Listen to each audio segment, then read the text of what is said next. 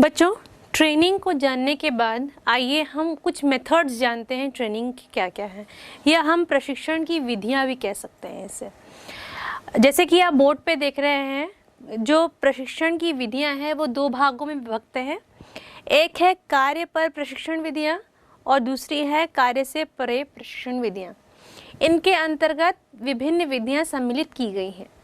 आइए हम एक एक करके इन विधियों के बारे में जानते हैं। पहले हम समझेंगे कि कार्य पर प्रशिक्षण विधियां क्या है, या ऑन द जॉब ट्रेनिंग किसे कहते हैं। बच्चों, ऑन द जॉब ट्रेनिंग के समय क्या होता है, जो आवेदक होता है या जो कर्मचारी नियुक्त किया गया होता है उसे क्या किया जाता है, उसे वर्कशॉप में या प्रयोगशाला में या मशीनों के साथ फैक्ट्री में ही क्या किया जाता है, उसे ट्रेनिंग दी जाती है। इसमें क्या होता है, जो सुपरवाइज़र होता है या उसका अधिकारी होता है वो उसे ट्रेनिंग प्रोग्राम देता है। ट्रेनिंग के अंतर्गत उसे मशीनों के बारे में जानकारी दी जाती है और उसके कार्य से रिलेटेड जितना भी जानकारी होना चाहिए उस ट्रेनिंग प्रोग्राम में सभी चीज़ें सम्मिलित की जाती हैं। और ऑन द जॉब ट्रेनिंग के समय क्या होता है, उसे वह कार्य कर करके अपने अधिकारी को दिखाना भी होता है। इसमें अगर कुछ त्रुटियां हो जाती हैं तो अधिकारी उसी समय उस समस्या का निवारण करता है और आने वाली समस्याओं से उनको अवगत कराता है कि आपको फैक्ट्रीज में इन समस्याओं का सामना करना पड़ेगा या इन समस्याओं के सॉल्यूशंस ये होंगे। अगर इस मशीन में इस पार्ट में ये गड़बड़ हो जाएगा तो आपको इसे इस तरीके से सुधारना है। तो कुल मिलाकर के वह पूरा प्रैक्टिकल नॉलेज कह सकते हैं, हमें एक प्रयोगशाला जैसा कार्य फैक्ट्री में या ऑन द जॉब ट्रेनिंग में दिया जाता है। तो बच्चों, ऑन द जॉब ट्रेनिंग को जानने के बाद आइए हम इसके कुछ लाभ जानते हैं कि ऑन द जॉब ट्रेनिंग से क्या क्या लाभ हो सकते हैं।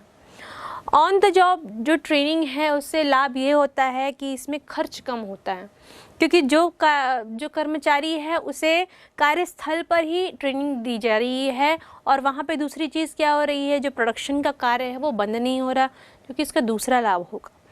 तीसरा लाभ होगा कि ये कम समय खर्च करेगा या टाइम कंज्यूमिंग प्रोसेस नहीं रहेगा, क्योंकि वह कार्य को सीखते समय ही अपने कार्य को कर भी रहा है। मतलब वो अपने कार्य पर भी आ रहा है और उस कार्य को सीख भी रहा है। इस स्थिति में वह अपना रूटीन का कार्य भी कर रहा है और नई नई चीज़ों को सीखने की वजह से वहाँ पे समय भी खर्च लग रहा है और व्यय भी कम हो रहा है, ऐसे कह सकते हैं।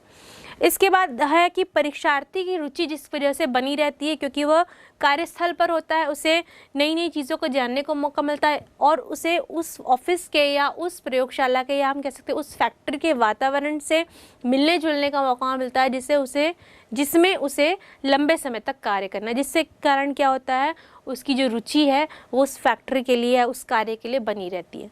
इसके बाद हम कह सकते हैं यह बहुत ही सिंपल मेथड है जिसे अपनाकर किसी भी कोई भी अधिकारी अपने परीक्षार्थी को प्रशिक्षण दे सकता है। अब इसके कुछ डिसएडवांटेज या इसकी सीमाएं जान लेते हैं।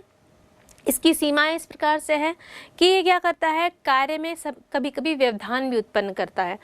अब मान लीजिए फैक्ट्री में कोई काम चल रहा है, वहाँ पे ट्रेनिंग देने के लिए कोई अधिकारी आया तो उस समय थोड़ी देर के लिए उस मशीन के कार्य को रोक दिया जाएगा, क्योंकि उस समय क्या होगा, वो जो अधिकारी है अपने अंदर जो लोग प्रशिक्षण ले रहे हैं या प्रशिक्षणार्थी कह सकते हैं, उन लोगों को उस समय ट्रेनिंग, तो कुछ समय के लिए जो कार्य चल रहा है या जो प्रोडक्शन एक्टिविटी चल रही है उनको रोका जाएगा। तो इस तरीके से ये पहला जो डिसएडवांटेज या लिमिटेशन हम कह सकते हैं। दूसरा है कि फैकल्टी ट्रेनिंग या प्रशिक्षण के दौरान जो होता है प्रोडक्शन जो है वो रुक जाएगा। फॉल्टी ट्रेनिंग का कहने का मतलब ये है कि जो अधिकारी होते हैं कभी कभी इतने व्यस्त हो जाते हैं कि वह अपने प्रशिक्षणार्थी को समय नहीं दे पाते। तो इस स्थिति में क्या होता है कि जो प्रशिक्षण हो जाता है वो दोषपूर्ण हो जाता है। तीसरा बिंदु कहता है कि यहाँ पर अगर जो प्रशिक्षणार्थी रहेंगे अगर कम संख्या में रहेंगे तो उनको अच्छी तरीके से प्रशिक्षण दिया जा सकेगा। अगर यही प्रशिक्षणार्थियों की संख्या बढ़ जाएगी तो वहाँ पर अधिकारी को समस्या होगी कि यह पता करने में कि उसके किस प्रशिक्षणार्थी को उनकी कही गई बात समझ में आई और किसे नहीं आई। तो इसीलिए यहाँ प्रशिक्षणार्थी का जो क्वांटिटी है या नंबर ऑफ जो सीखने वाले हैं, ट्रेनर्स हैं, उनकी संख्या जो होनी चाहिए वो कम होनी चाहिए। ट्रेनीज़, नंबर ऑफ ट्रेनीज़ की जो संख्या है वो कम होनी चाहिए। इसके बाद आती है कार्य का ग्रहण अध्ययन नहीं हो सकता। अब बच्चों इसमें क्या होता है कि कार्य का गहन किस तरह से अध्ययन नहीं हो सकता। अब ट्रेनिंग के दौरान कार्य प्रोडक्शन वर्क भी चल रहा है। अब चूंकि ज़्यादा डिटेल में अगर बताया जाएगा तो उतने समय के लिए उस मशीन को मान लीजिए रोक दिया जाए तो प्रोडक्शन एक्टिविटी अपने आप कम हो जाएगी। इससे क्या होगा, एक कंपनी को लॉस होगा। तो मात्र केवल एक ही ट्रेनिंग प्रोग्राम तो उस फैक्ट्री में नहीं चल रहा होगा, ऐसे कई चल रहे होंगे। इस वजह से अगर एक एक करके हर एक ट्रेनिंग प्रोग्राम के लिए इन मशीनों को काम करने के लिए बंद कर दिया जाए तो उस फर्म को बहुत लॉस होगा। तो इससे कह सकते हैं कि जो प्रशिक्षण लिया जाता है समटाइम्स में उनका गहन अध्ययन नहीं हो पाता है।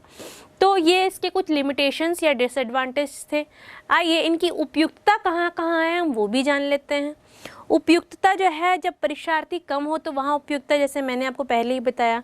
दूसरी उपयुक्तता होती है जब कार्य सरल हो, और तीसरी उपयुक्तता होती है जहाँ जोखिम कम हो। ऐसी जगहों पर ऑन द जॉब ट्रेनिंग कराना इजी हो जाता है। सर जे बेटी है, उन्होंने एक स्टेटमेंट दिया था, मैं आपको बताना चाहूँगी। सर जे बेटी के अनुसार कि अगर कोई प्रशिक्षण देने वाला अधिकारी अपने कार्य में निपुण नहीं होगा तो वह अपने जैसे कई जो अयोग्य व्यक्तियों को क्या करेगा, ट्रेन करेगा। इसको अगर प्रॉपर सेंटेंस में देखें तो उन्होंने इस तरीके से कहा है कि कार्य पर प्रशिक्षण के लिए प्रशिक्षित प्रशिक्षक की ज़रूरत होती है, नहीं तो एक अयोग्य प्रशिक्षक अनेक अयोग्य संतान पैदा करता है। मैंने आपको सिंपल भाषा में बताया कि अगर अधिकारी ही योग्य नहीं होगा और वह अपने जो उनके अंदर ट्रेनीज क्या कर रहे हैं, ट्रेनिंग ले रहे हैं, अगर उनको समय नहीं देगा, ठीक से सिखाएगा नहीं, तो इस केस में क्या होगा, वह एक अपने ही जैसे कई अयोग्य क्या करेगा, अपने ही जैसे अयोग्य ट्रेनीज को तैयार कर लेगा। इस स्टेटमेंट का यही मीनिंग है। तो बच्चों अब ऑन द जॉब ट्रेनिंग या कार्य पर प्रशिक्षण जानने के बाद आइए अब हम कुछ विधियां उसमें सम्मिलित की जाती हैं, वो कौन कौन सी विधियां हैं उनको जानते हैं। पहली विधि है अभिविन्यास प्रशिक्षण यानी इंडक्शन ट्रेनिंग। इसमें क्या होता है, जब किसी एम्प्लॉय को क्या किया जाता है, उसका सिलेक्शन कर लिया जाता है, तो उसके सिलेक्शन के बाद क्या किया जाता है, उसे फैक्ट्री में या उसे फर्म में या उसे ऑफिस में किस अधिकारी को रिपोर्ट करना है, वह किसके अंडर काम करेगा, उसके साथ कौन से सहकारी कर्मचारी रहेंगे, इन सभी चीज़ों की जानकारी दी जाती है। उसे कब आना है, कब जाना है, कौन सा कार्य कौन से डिपार्टमेंट में होगा या कौन से डिपार्टमेंट का हेड का नाम क्या है, वो क्या क्या चीज़ों से डील करेगा, ये सारी चीज़ों की जानकारी इंडक्शन ट्रेनिंग के दौरान दी जाती है। उसके बाद तो दूसरा बिंदु आता है या दूसरी विधि है, वो इस प्रकार है, वह है नव सिखाऊ प्रशिक्षण यानी अप्रेंटिसशिप ट्रेनिंग। आपने देखा होगा कि इसमें क्या होता है, जो अधिकारी होते हैं वो अपने अंदर जो कार्य करने वाले या सीखने वाले ट्रेनीज होते हैं उनको ट्रेनिंग देते हैं। इसमें विशेषतः आप ITI जो लोग करते हैं उस तरह के जो ट्रेनीज होते हैं उनको इंक्लूड किया जाता है। फिर बात आती है संयुक्त ट्रेनर की, यानी इसमें क्या होता है, इसे इंटर्नशिप ट्रेनिंग कहते हैं। इसके अंदर जो क्या होता है, कॉलेजेस या यूनिवर्सिटीज़ के जो लोग होते हैं वो किसी विशेष कार्य के लिए या कुछ विशेष जब स्टूडेंट्स पढ़ाई करते हैं तो उनके लिए इंटर्नशिप ट्रेनिंग ऑर्गेनाइज करते हैं। उनको क्या किया जाता है, विभिन्न फॉर्म्स में भेजा जाता है ताकि वो सीख सके, लर्न कर सके। जैसे कि आप जानते हैं कि जैसे कंप्यूटर सीखने के लिए या फिर हो सकता है मेडिकल के जो स्टूडेंट्स हैं वो प्रैक्टिस करने के लिए डिफरेंट हॉस्पिटल्स में जाते हैं, तो ये एक इंटर्नशिप ट्रेनिंग के एक अच्छे एग्जाम्पल या उदाहरण के रूप में आप जान सकते हैं। फिर बात आती है पद बदली की, जिसे जॉब रोटेशन कहते हैं। इसमें क्या होता है कि कुछ कुछ समय के इंटरवल्स के बाद या अंतराल के बाद अधिकारियों या उन ट्रेनीज़ का क्या किया जाता है, जॉब रोटेट कर दिया जाता है, उनके पद बदल दिए जाते हैं, जिससे कि क्या होगा, वो अलग अलग कार्यों को सीख सके, उनकी रिस्पॉन्सिबिलिटीज़ को महसूस कर सके और उनकी जो कुशलता है हर कार्य में बढ़ सके और वो मल्टीटास्किंग बन सके। इसलिए उनको क्या कर दिया जाता है, समय समय पर जॉब में बदली कर दिया जाता है या उनका पद बदली कर दिया जाता है। फिर आती है कोचिंग की बारी। इसमें क्या जाता है, अधिकारी जो होता है वो अपने अंदर जो ट्रेनीज़ होते हैं उनको कोचिंग देते हैं प्रॉपर उसी वर्क के लिए जो उनको कार्य करना है। और लास्ट जो है, हम जान सकते हैं इससे कि जो ऑन द जॉब ट्रेनिंग है उसमें जो लास्ट पॉइंट या जो लास्ट मेथड है वो है अनुभवी कारीगरों द्वारा प्रशिक्षण। इसमें होता है कि जो अनुभवी कारीगर होते हैं वो अपने अंडर क्या करते हैं, जो नए टेक्नीशियंस आते हैं उनको ट्रेन करते हैं। इसके लिए आईटीआई का भी हम अच्छा एग्जाम्पल ले सकते हैं। वो अपने अंदर अच्छे ट्रेनीज़ को ट्रेन करते हैं और उनको तैयार करते हैं। तो बच्चों, इस तरीके से हमने ऑन द जॉब ट्रेनिंग को समझा और उनके डिफरेंट मेथड्स को जाना। बच्चों, ऑन द जॉब ट्रेनिंग यानी कार्य पर प्रशिक्षण को समझने के बाद आइए जो दूसरी विधि हमने देखी थी, कार्य से परे प्रशिक्षण, उसको जानते हैं। इसमें क्या होता है, इसमें जो है जो प्रशिक्षण दिया जाता है या जो ट्रेनिंग प्रोवाइड की जाती है, इसमें जो होता है ये क्लासरूम काइंड ऑफ ट्रेनिंग होती है। ये कार्यस्थल पर या फैक्ट्री में ना हो करके एक क्लासरूम में आयोजित की जाती है या किसी कक्षा में आयोजित की जाती है। जैसे कि आप जानते हैं जो ऑन द जॉब ट्रेनिंग थी उसमें क्या हुआ था कि फैक्ट्री स्थल पर या जहाँ पे प्रोडक्शन का कार्य चल रहा है वहीं पर क्या होता था, ट्रेनिंग प्रोवाइड की जा रही थी। लेकिन यहाँ पर उसके ठीक विपरीत होता है कि इसे फैक्ट्री स्थल पर न करके यहाँ पे जो प्रैक्टिकल एवं थ्योरेटिकल ट्रेनिंग दी जाती है वो पूरी की पूरी क्लासरूम्स में दी जाती है। तो बच्चों, ये तो ऑफ द जॉब ट्रेनिंग या कार्य से प्रशिक्षण विधियाँ हुई। अब इन प्रशिक्षण विधियों में कौन कौन सी विधियों को सम्मिलित किया जाता है, आइए उस पर एक नज़र डालते हैं।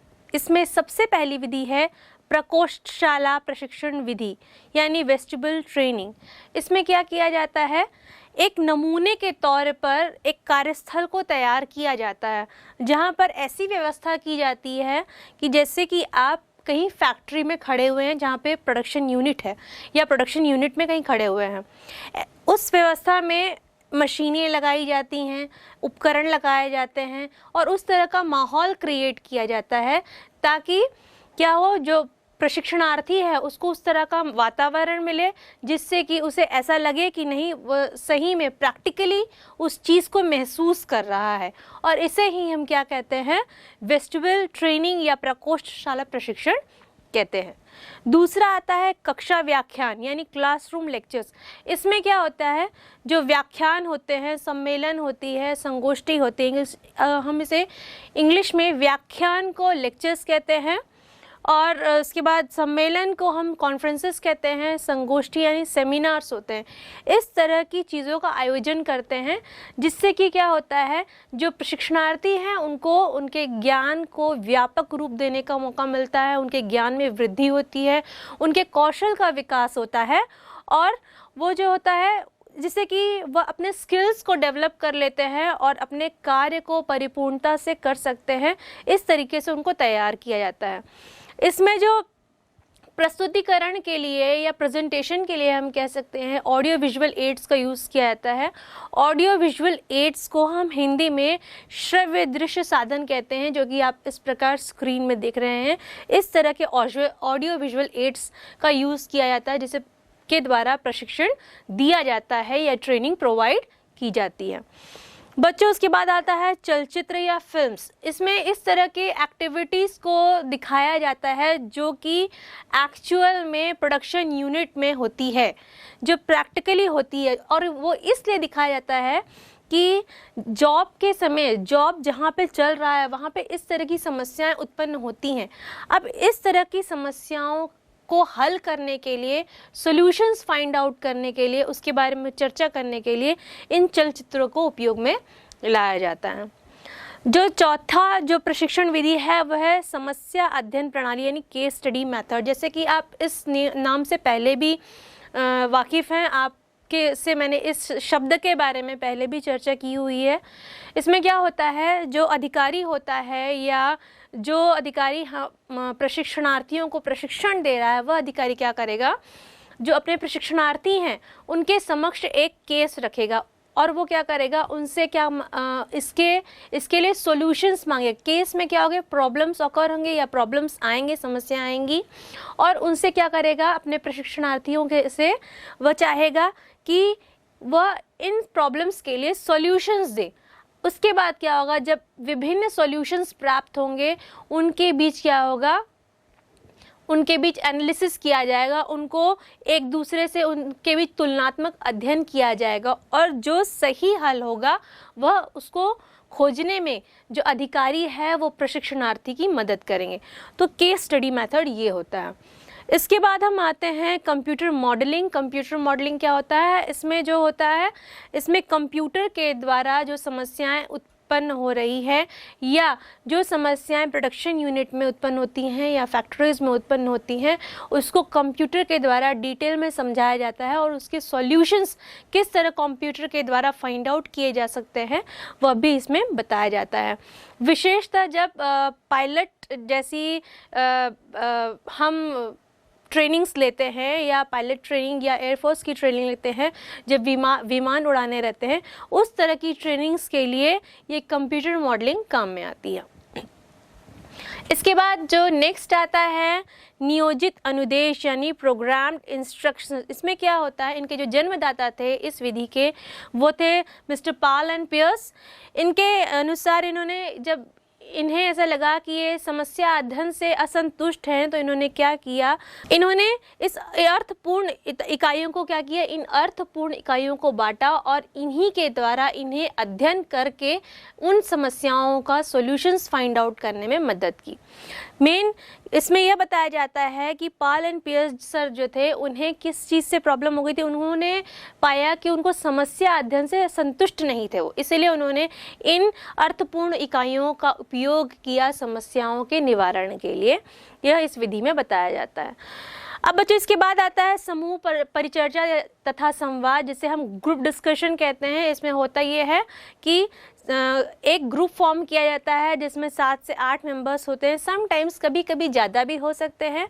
तो क्या होता है, उनको एक टॉपिक दिया जाता है चर्चा के लिए या डिस्कशन के लिए। उसमें क्या होता है, कुछ लोग उसके पॉजिटिव साइड्स पे बात करते हैं, कुछ लोग उसके नेगेटिव साइड्स पे बात करते हैं, और जो साइड जितनी अच्छे तरीके से, मतलब जो ग्रुप या जो ग्रुप मेंबर जितनी अच्छी तरीके से अपने बात को रखता है, वही इस समूह परिचर्चा तथा संवाद का विनर होता है। इसमें यह होता है कि आप अपनी बात को कितनी अच्छी तरीके से रख रहे हैं। मूलतः इस प्रशिक्षण का अर्थ होता है कि आपका कम्युनिकेशन कितना स्ट्रॉन्ग है। इसके बाद आता है नेक्स्ट सम्मेलन। तो बच्चों इस तरीके से आपने कार्य से परे प्रशिक्षण विधियां जो हैं उसको जाना।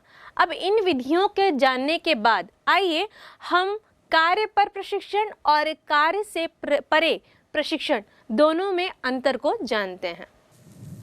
कार्य पर प्रशिक्षण तथा कार्य से परे प्रशिक्षण विधियों में अंतर, यानी difference between on the job end of the job training methods. पहला अंतर का आधार अर्थ लेंगे फिर से, जिसे मीनिंग कहते हैं।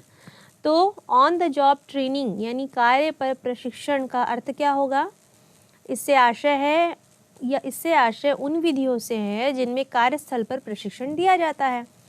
और एक कार्य से परे प्रशिक्षण क्या होगा, इसका मतलब इसका आशय उन विधियों से है जिनमें कार्य से अलग प्रशिक्षण दिया जाता है। अंतर का आधार सिद्धांत यानी प्रिंसिपल्स लेते हैं। तो कार्य पर प्रशिक्षण में देखें तो इसमें कार्य करते हुए सीखने के सिद्धांत को अपनाया जाता है, और कार्य से परे प्रशिक्षण में देखें तो इसमें कार्य से पहले सीखने के सिद्धांत को अपनाया जाता है। तीसरा अंतर का आधार प्रशिक्षण का स्थान यानी प्लेस ऑफ ट्रेनिंग ले कर्मचारियों को उनके कार्यस्थल पर प्रशिक्षण दिया जाता है। और कार्य से परे प्रशिक्षण विधियां देखें तो उसके अंतर्गत कर्मचारियों को वास्तविक कार्यस्थल से परे प्रशिक्षण दिया जाता है। चौथा अंतर का आधार उपयुक्तता यानी सुटेबिलिटी लें तो कार्य पर प्रशिक्षण में देखें तो ये तकनीकी कार्यों के लिए अधिक उपयुक्त है, और कार्य से परे प्रशिक्षण विधियां देखें तो ये प्रबंधकीय कार्यों के लिए अधिक उपयुक्त है। तो बच्चों इससे हमने कार्य पर प्रशिक्षण तथा कार्य से प्रशिक्षण दोनों विधियों के बीच में अंतर को जाना। इन में अंतर को जानने के बाद आइए अब हम विकास को जानते हैं। विकास क्या होता है बच्चों? जैसे मैंने आपको बताया, जो विकास होता है वो ओवरऑल डेवलपमेंट करना चाहता है किसी मैनेजर का।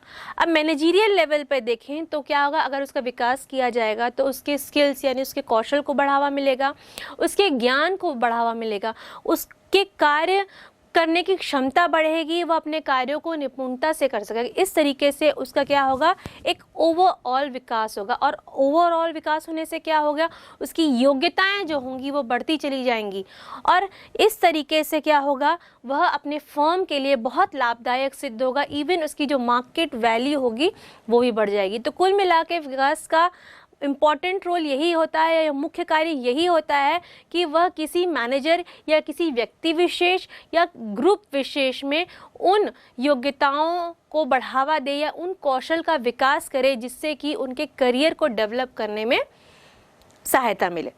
तो बच्चों एक परिभाषा को हम इसके अंतर्गत देख लेते हैं। आइए, डेफिनेशन जो दी गई है सर ज्यूसिस के द्वारा दी गई है। उनके अनुसार विकास एक कार्यक्रम है जिसके द्वारा वांछित उद्देश्यों की उपलब्धि हेतु अधिशासी क्षमताओं में वृद्धि की जाती है। तो बच्चों ये डेफिनेशंस को जानने के बाद आइए हम इनकी कुछ विशेषताओं को जानते हैं। इसकी विशेषताएं कुछ इस प्रकार है। ये भविष्य से संबंधित होती हैं, इसका संबंध प्रबंधकों से है, संपूर्ण व्यक्तित्व के विकास पर जोर देती है और कि इसमें जो प्रबंधक हैं उनकी छिपी योग्यताओं का पता लगाया जाता है जिससे कि उनका विकास किया जा सके और समय आने पर उनकी जो मैनेजरियल क्वालिटीज़ है उनको अपने फर्म में या अपने उपक्रम में यूज़ में लाया जा सके या उपयोग में लाया जा सके। इसके बाद इसकी अगली विशेषता है कि इसमें कार्य से परे प्रशिक्षण विधियों का प्रयोग किया जाता है। इसमें प्रबंधकों के प्रशिक्षण के बजाय शिक्षा को अधिक महत्व दिया जाता है। इसमें तार्किक गुणवत्ता में वृद्धि करने का प्रयत्न किया जाता है। और अब इसके बाद हम जानेंगे कि विकास की आवश्यकता क्यों है या इसका महत्व क्या है। बच्चों की जैसे कि आपने जाना कि जो विकास है उसका इम्पॉर्टेंट रोल है कि ओवरऑल डेवलपमेंट करना किसी भी मैनेजर का या किसी भी एम्प्लॉय का, जिससे क्या होगा, जैसे कि मैंने आपको बताया, उसकी मार्केट वैल्यू बढ़ जाएगी और उसके नॉलेज बढ़ जाएगा, नॉलेज यानी ज्ञान उसका बढ़ जाएगा, वो फर्म के लिए बहुत उपयोगी होगा, फर्म को उसके ऑब्जेक्टिव या गोल्स को अचीव करने में बहुत मदद करेगा। तो आइए कुछ बिंदुओं की मदद से हम इसे और स्पष्ट रूप से समझें कि इसकी क्या महत्व या क्या आवश्यकता पड़ती है। इसकी आवश्यकताएं कुछ इस प्रकार हैं। विकास कार्यक्रम प्रबंध दक्षताओं में वृद्धि करता है।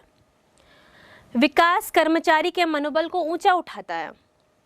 मानवीय संसाधनों को कुशलतम उपयोग संभव बनाता है और विकास कार्यक्रम पदोन्नति के लिए किए जाने वाले चयन में सुधार करते हैं। इसके बाद प्रबंधकों के कारण व परिणामों में संबंध स्थापित करने की योग्यता पैदा करते हैं। संगठन की कार्यकुशलता में वृद्धि होती है। प्रबंधकों के बाजार मूल्य में वृद्धि होती है। प्रबंधकों में निर्णय लेने की शक्ति पैदा होती है। तो बच्चों ये जो थे, आपने ये जो 8 महत्व या उसकी आवश्यकताओं को 8 पॉइंट्स के रूप में जाना। बच्चों अब जब हमने विकास को समझ लिया है, उसके कॉन्सेप्ट को समझ लिया, उसकी विशेषताओं को जान लिया और उसके महत्व को जान लिया है, तो आइए अब हम प्रशिक्षण और विकास में अंतर को जानते हैं। प्रशिक्षण एवं विकास में अंतर, difference between training and development. पहला अंतर का आधार अर्थ है। प्रशिक्षण का अर्थ है कि यह ऐसी क्रिया है जो ज्ञान व कौशल में वृद्धि करती है और विकास जो है सीखने की प्रक्रिया है। दूसरा अंतर का आधार उद्देश्य लेते हैं यानी ऑब्जेक्टिव लेते हैं। तो प्रशिक्षण का उद्देश्य कर्मचारियों को विशिष्ट कार्य करने के लिए योग्य बनाना है और विकास का उद्देश्य कर्मचारियों की क्षमता का पूर्ण उपयोग करना है। तीसरा अंतर का आधार यानी प्रकृति लें, नेचर। तो प्रशिक्षण का संबंध कार्य से है और विकास का संबंध व्यक्ति से है। इसी तरह हम चौथे अंतर का आधार यदि अवधि यानी ड्यूरेशन लें तो प्रशिक्षण के अंतर्गत हम देखते हैं कि यह एक अल्पावधि प्रक्रिया है और प्रशिक्षण एक निश्चित अवधि के लिए दिया जाता है।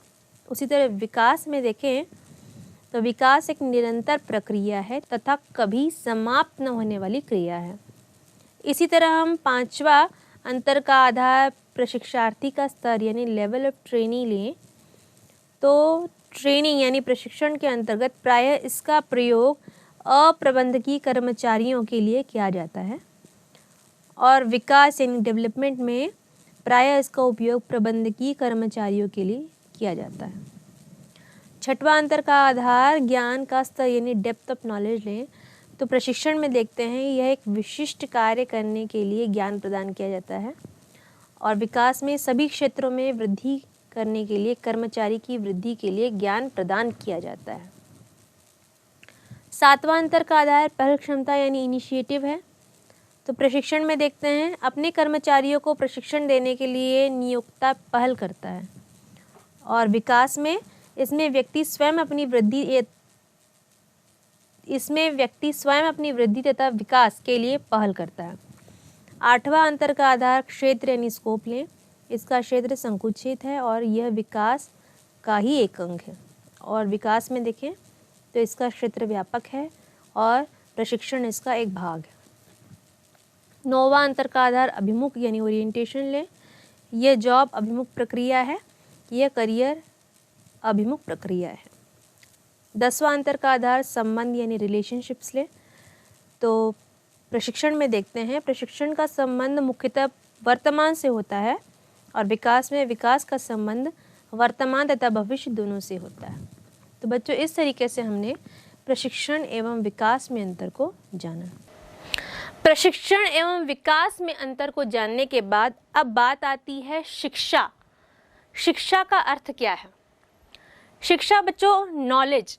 शिक्षा कैसे दी जाती है? शिक्षा में वो हर चीज़ सम्मिलित होती है जिससे कि किसी इंडिविजुअल का ज्ञान बढ़ता है। वह उसका सामान्य ज्ञान भी बढ़ता है, उसका कौशल भी बढ़ता है, उसके कार्य करने की प्रवृत्ति भी जगती है और वो सोसाइटल बेसिस पे मतलब सामाजिक रूप से भी वह तैयार हो जाता है कार्य करने के लिए।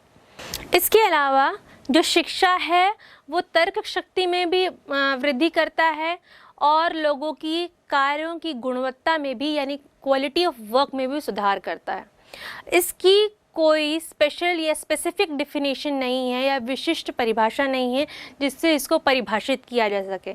हम शिक्षा को इस तरीके से समझ सकते हैं कि इसके अंदर सारे हम जिन शब्दों का हमने उपयोग लाया था, जैसे कि मैंने व्याख्यान कहा था जिसे लेक्चर्स कहते हैं, मैंने सम्मेलन कहा था जिसे कॉन्फ्रेंसेस कहते हैं, मैंने सेमिनार्स कहा था जिसे संगोष्ठी कहते हैं, मैंने ऑडियो विजुअल एड्स कहा, मैंने प्रेजेंटेशन कहा। ये सारी चीज़ें, इवन ट्रेनिंग जैसे वर्ड या ट्रेनिंग जैसी एक्टिविटीज़ भी शिक्षा के अंदर इंक्लूड या इन्वॉल्व होती है, जिससे कि ओवरऑल जो एम्प्लॉय है उसका विकास होता है, उसकी तार्किक क्षमता का विकास होता है, उसकी कार्य करने की प्रवृत्ति का विकास होता है और वह अपने कार्य को कुशलता से कर सकता है। तो बच्चों इस चैप्टर में हमने डिटेल में नियुक्तिकरण को समझा और उसके लिए ट्रेनिंग कितना इम्पॉर्टेंट है वो समझा और इसमें एजुकेशन का क्या रोल है वो भी समझा। आइए इस चैप्टर का अंत हम जो है प्रशिक्षण, विकास और शिक्षा में अंतर को करते हुए समझते हैं। प्रशिक्षण, विकास तथा शिक्षा में अंतर, comparison between training, development and education. पहले अंतर का आधार हम अर्थ लेंगे जिसे मीनिंग कहते हैं।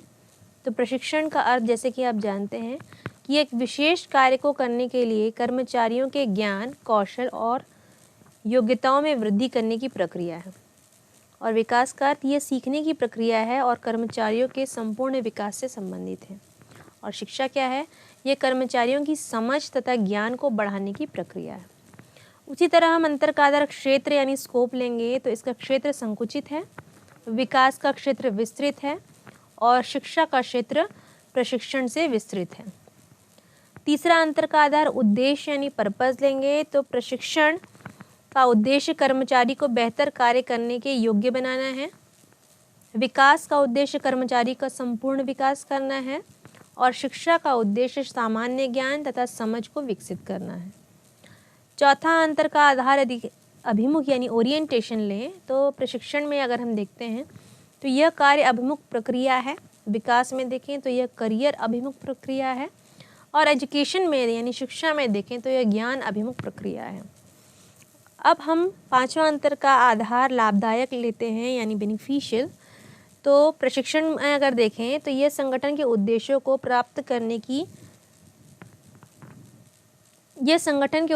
प्राप्त करने में लाभदायक है। यह संगठनात्मक तथा व्यक्तिगत उद्देश्यों को प्राप्त करने में। और एजुकेशन यानी शिक्षा में देखें तो यह व्यक्तियों के उद्देश्यों को प्राप्त करने में लाभप्रद है। तो बच्चों, इस तरीके से हमने प्रशिक्षण, विकास तथा शिक्षा में तुलनात्मक अध्ययन को समझा।